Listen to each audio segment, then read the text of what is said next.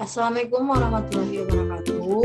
Perkenalkan, nama saya Sylvia Yuta. Pada tahun ini saya menjabat sebagai bendahara dari Divisi Pengembangan Sumber Daya Manusia atau yang biasa dikenal dengan PSDM. Baiklah, saya langsung saja masuk ke materi public speaking. Yang pertama, apa itu public speaking? Public speaking sendiri adalah suatu kegiatan penyampaian pesan yang berupa ide atau gagasan secara oral atau lisan. Ketika kita ingin menyampaikan suatu pendapat, kritik, saran, kita harus mempunyai ide atau punya landasan terlebih dahulu. Jangan hanya langsung menyampaikan sesuatu yang tidak berlandasan. Nanti jatuhnya penyampaian kita itu menjadi ngambang gitu. Nah, public speaking sendiri itu bisa berupa bentuk komunikasi di mana seorang pembicara menghadapi pendengar dalam jumlah yang relatif besar dan pembicaraan yang relatif kontinu. Apa maksudnya? Itu berarti kalau ketika kita berani menyampaikan aspirasi, pendapat, kritik atau saran kita di depan umum, berarti kita sudah memiliki public speaking yang bagus gitu. Lanjut, tujuan dari public speaking. Tujuan dari public speaking tersebut itu ada 3. Yang pertama yaitu menyampaikan informasi kepada audiens. Nah, menyampaikan informasi dalam audiens itu merupakan salah satu tujuan dari public speaking. Bagaimana kita ketika berbicara di depan, kita mampu menyampaikan informasi yang kita maksud kepada audiens. Apakah audiens tersebut mengerti atau tidak? Jika audiens tidak mengerti, berarti kita gagal dalam menyampaikan informasi yang kita maksud.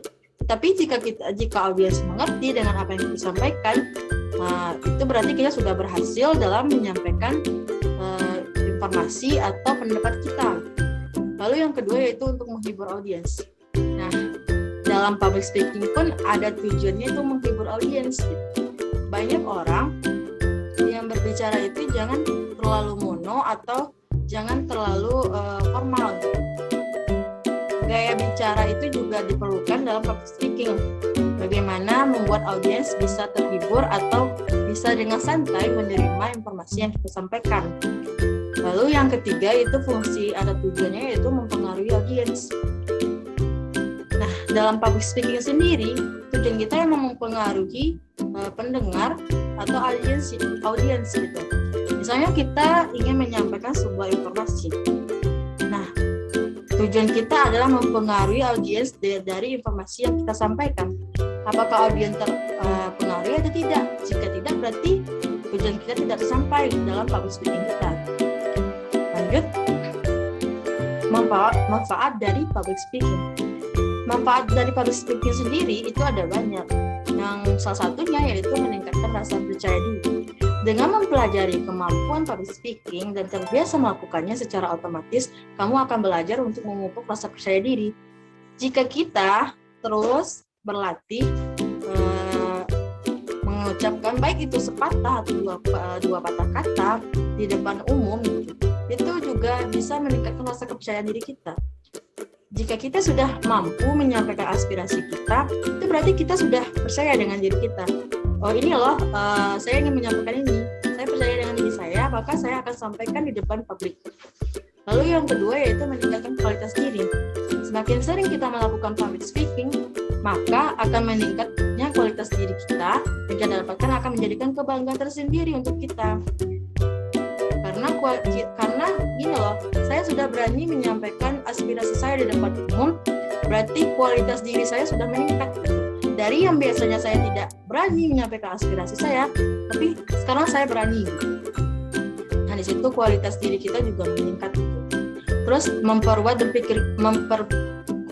kita dalam berpikiran secara kritis. Dengan public speaking yang baik, tentu kita bisa berpikir secara kritis, di mana kita dapat memecahkan atau mengatasi suatu permasalahan dengan cepat. Nah, berpikiran kritis itu juga dituntut bagi kita sebagai seorang mahasiswa, karena kita merupakan harapan bangsa gitu. Kayak kita adalah penyambung aspirasi masyarakat. Jika ketika aspirasi masyarakat tidak tersampaikan, kita mahasiswa yang nantinya akan bergerak di jalan untuk menyampaikan aspirasi dari masyarakat gitu. Makanya kita sebagai mahasiswa juga dituntut untuk membuat berpikiran kritis. Nah, public speaking juga nanti kalau misalnya kita sudah terbiasa melakukan public speaking, berbicara di depan umum, tidak gugup lagi. Nah, otomatis kita nanti juga bisa berpikiran secara kritis tentang suatu permasalahan yang ada. Biasanya dalam public speaking itu ada beberapa unsur yang menyebabkan kita tidak berani dalam mengungkapkan pendapat atau berbicara di depan gitu. Yang pertama yaitu nervous atau kecemasan. Nah, nervous atau kecemasan atau yang biasa disebut dengan gugup itu biasanya gejalanya itu ada detak jantung semakin cepat, lutut bergetar, berkeringat, suara bergetar, pusing, kecampur atau mual, mata berair, dan lupa materi. Nah, lupa materi ini sering terjadi ketika kita mengalami kecemasan atau nervous. Nah, penyebab dari gugup atau kecemasan tersebut itu ada beberapa hal juga gitu. Yang pertama yaitu karena kita baru pertama kali mencoba untuk berbicara di depan umum gitu, atau misalnya pengalaman baru gitu.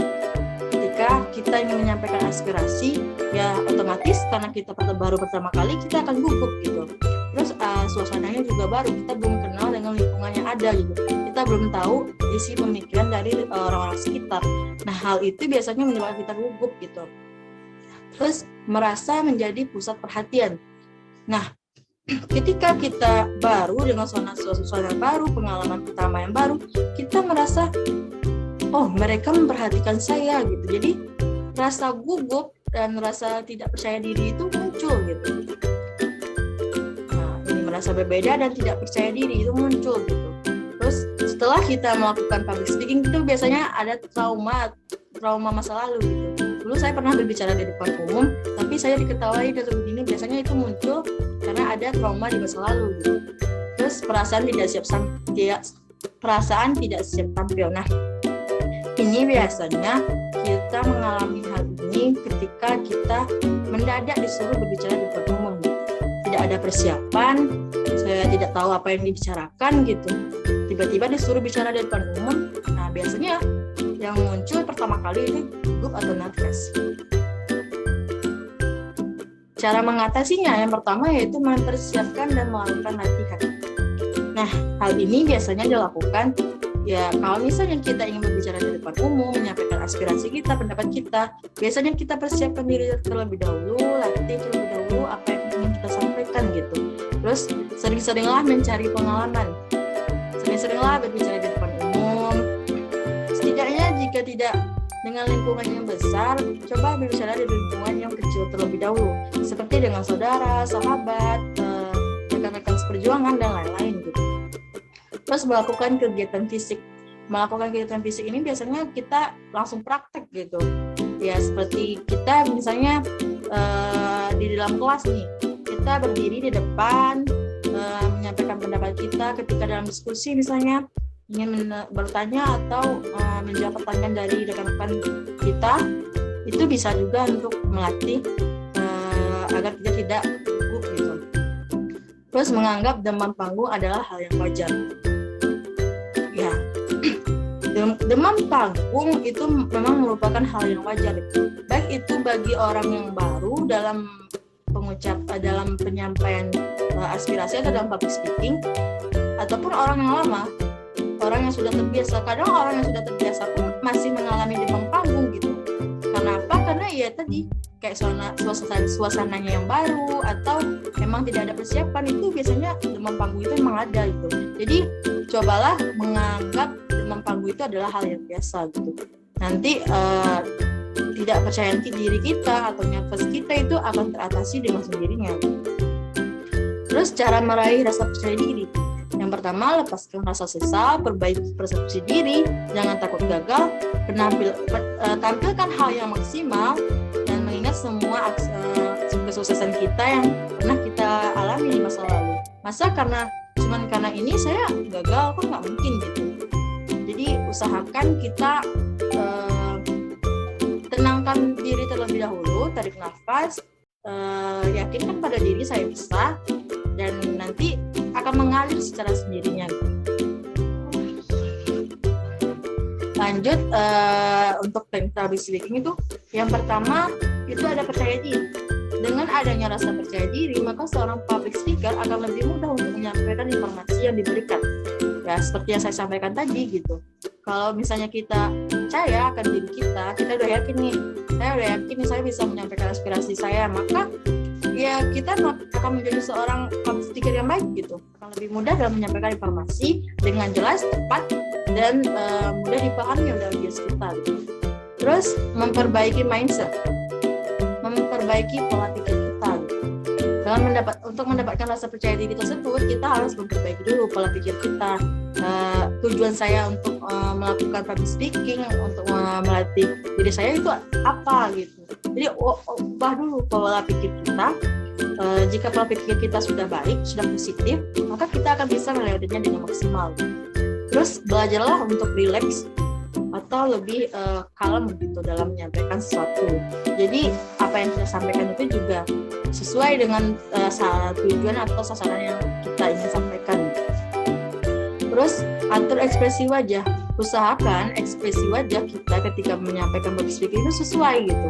Jika kita ingin menyampaikan dengan tegas, tampilkan wajah kita dengan wajah yang tegas gitu. Jika kita ingin menyampaikan informasi atau aspirasi kita yang lebih lunak, itu gunakan juga ekspresi yang lunak gitu. Jadi sesuaikan ekspresi wajah dengan aspirasi yang ingin kita sampaikan. Yang kelima itu ada kontak mata. Sebagai public speaker, kita harus menjaga kontak mata kita dengan audiens. Gimana? Ya kita harus menatap mata mereka gitu. Pastikan mereka mendengar apa yang kita sampaikan gitu, dan pastikan mereka paham gitu. Biasanya kontak mata ini dilakukan untuk menjalin chemistry antara pembicara dengan audiens gitu. Berbicara dengan intonasi dan volume yang cukup. Nah, volume dan intonasi ini emang sangat diperlukan dalam public speaking gitu. Jika intonasinya kita emang lagi ingin menggebu-gebu, gunakan intonasi yang tegas gitu. Jadi kita sampaikan juga jika emang volumenya, informasinya itu lebih ke untuk menenangkan, itu gunakan volume yang rendah. Lanjut untuk penguasaan materi.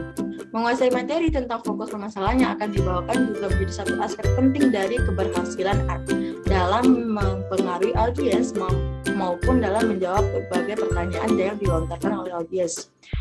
Nanti perlu diketahui bahwasanya tidak jarang ketika Anda menanyakan beberapa pertanyaan terkait materi Anda, apabila tidak bisa menjawab pertanyaan tersebut, sudah tentu seluruh ucapan Anda hanya akan sia-sia. Ya, ini benar sekali gitu. Ketika kita tidak menguasai materi, tapi kita paksakan juga untuk menyampaikan di depan audiens, dan ketika pertanyaan audiens itu lebih kritis dari materi yang kita kuasai, otomatis kita bakal ngeblank dong gitu. Kita akan kehilangan, ya nanti muncullah yang tadi yang saya bilang tadi, nervous, gugup, dan tidak percaya diri, dan nanti akhirnya materi yang tujuan yang kita sampaikan itu jadi ngeblank, dan audiens pun jadi tidak percaya dengan kita. Ini dia menyampaikan materi tapi dia tidak tahu gitu, tidak paham. Sebenarnya dia paham tidak materi yang dia sampaikan sendiri gitu. Jadi kayak mengurangi rasa minat dari audiens gitu untuk mendengarkan kita. Jadi usahakan sebelum kita menyampaikan public speaking atau informasi yang ingin kita sampaikan itu emang harus kita pahami terlebih dahulu gitu. Jangan sampai kita terlihat tidak kompeten dengan materi yang sudah ada gitu. Lanjut, tips dalam public speaking. Yang pertama, ya berlatih terlebih dahulu, pahami materi yang ada, terus kita ketahui siapa audiens. Tahu dulu siapa audiensnya, bagaimana karakternya, setelah kita tahu bagaimana karakter dari audiens kita bisa mengatur bagaimana penyampaian informasi kita.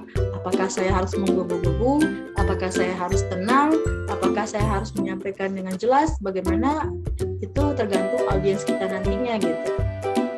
Terus pastikan kita memiliki pesan yang jelas. Ya, pastikan dalam public speaking itu ketika kita ingin menyampaikan suatu informasi itu jelas. Dan jangan walaupun nantinya ada improvisasi dalam penyampaian kita, tapi ingat satu tujuan gitu. Tujuan apa yang ingin kita sampaikan, informasi apa yang ingin kita sampaikan. Nah, nanti jika tujuannya sudah jelas, maka semuanya akan mengalir dengan baik gitu. Terus perhatikan bahasa tubuh. Ya, body language itu biasanya dalam public speaking itu juga digunakan gitu.